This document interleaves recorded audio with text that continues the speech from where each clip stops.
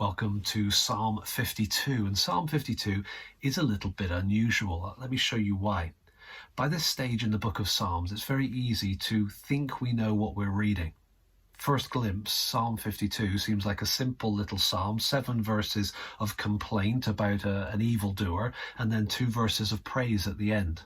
That's kind of the rhythm that you would expect, having read a lot of Psalms already. The writer is complaining to God and then comes to a point of praising God. But I want you to notice that that's not actually what we have here.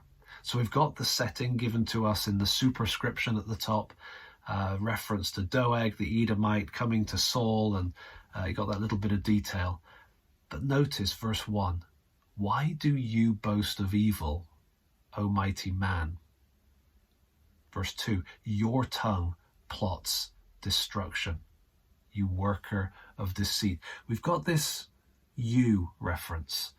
The person that he's speaking to actually isn't God. Now, sometimes this happens, but it sort of morphs back into the complaint going to God. But in this case, for 7 verses, he seems to be addressing the evildoer.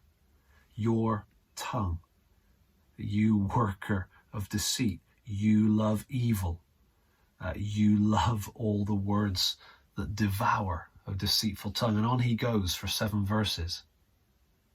It's clear that he is addressing the person. We don't know whether he's addressing the person face to face or whether he's expressing this kind of from a distance. It's sort of like a prophetic utterance of rebuke to the evildoer.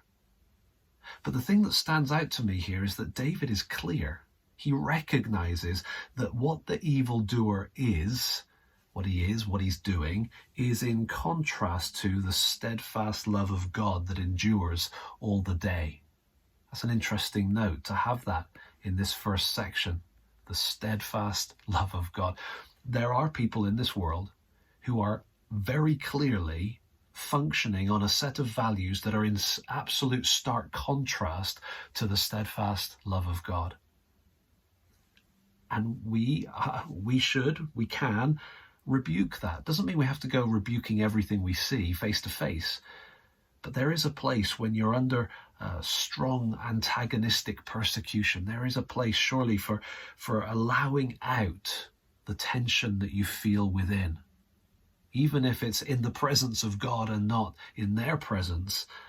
That's for you to work out with him. But here, David is expressing that reality, saying it for what it is. It's in contrast. This behavior, this action, these motives are in contrast to the character of God. But then he comes to the praise section at the end. In contrast to what he sees in the evildoer, he says, but I am like a green olive tree in the house of God.